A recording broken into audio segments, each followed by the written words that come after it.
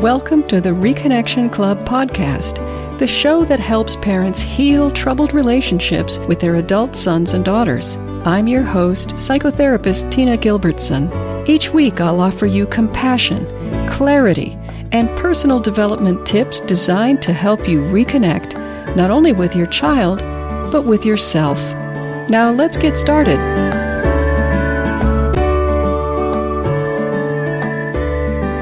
At some point, if you're estranged long enough, something will come up that will make you wonder, is it okay to contact my child about this?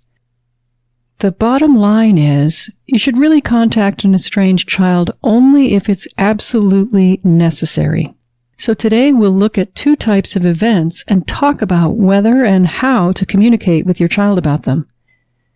The first type of event is the happy event.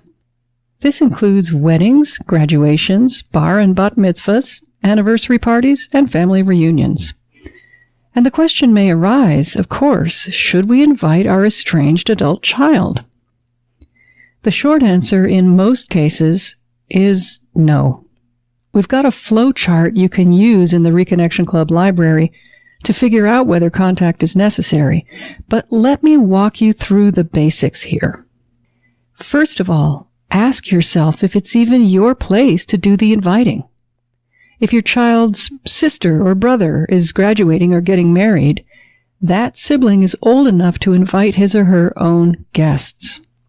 Unless you yourself are doing the hosting, it's not your place to issue invitations, so that's a clear no. If you are hosting, say, a Christmas dinner, and you want to make sure your estranged child knows he's invited, I understand the impulse. You don't want to react to your child's rejection by rejecting him in return. You want him to know he's always welcome. However, this is a person who is voluntarily keeping his distance. Basically, he's asking not to be included in family get-togethers. If he then feels left out by not receiving an invitation, then maybe he shouldn't be estranged in the first place. There are consequences to cutting off family. Don't protect your child from that reality. Also, by the way, inviting someone who's estranged to a family get-together might come across as tone-deaf, as if you either didn't hear or don't care about your child's request for distance. So for happy events, the rule of thumb is don't contact your child about them. There may be special circumstances that make this less clear in your case.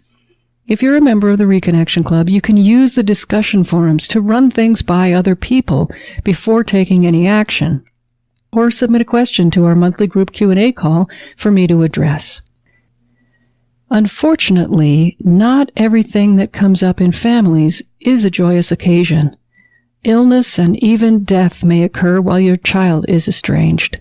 Should you try to let them know if someone in the family is diagnosed with an illness, undergoes surgery, or passes away? The answer depends on your child's relationship with the person in question. If the person who's ill is a very distant relative, or anyone your child either barely knows or doesn't like, she'll probably interpret your contact as just an excuse to get in touch. So make sure the event passes the importance test. Does my child know and care about this person? Would she be upset not to be told about this? If you suspect that the news is important to your child, then here are some do's and don'ts for you to consider. Number 1, use whatever contact method works best, but try not to use texting if at all possible. Texts are the most intrusive form of contact, and bad news is better conveyed by a different means. Use email or voicemail if at all possible, or even write a letter if there's time. Number 2, convey the necessary information. Who, what, when, where, why. Example: Uncle Sid passed away peacefully in his sleep last night. The funeral will be on this date, at this time, at this address. If you know this will come as a blow to your child, add a few words of sympathy like, "I'm so sorry, I know how much you loved him." Number 3, Don't tease your child with incomplete information in the hope that they'll contact you. For example, Grandma's in the hospital. Period. You might win the battle here, but lose the war because your child will feel manipulated, and feeling manipulated fuels estrangement. Instead, provide sufficient information so that your child doesn't have to ask for more. Grandma fell while taking a walk and broke her hip. She had surgery this morning and will be at XYZ hospital until at least Thursday. She's groggy but in reasonably good spirits. Number 4. Don't ask your child if she's planning to visit or for an RSVP of any kind. These decisions are difficult for people estranged from family, and added pressure from you is more likely to keep them away than to draw them into the fold. In short, only contact your child if you genuinely think he'll appreciate it. Provide enough information that he doesn't have to ask for more, and don't request or require any response. You're just doing your child the favor of conveying information you know he'd want to have. Contact is not the only way to make an impression or to communicate with your child.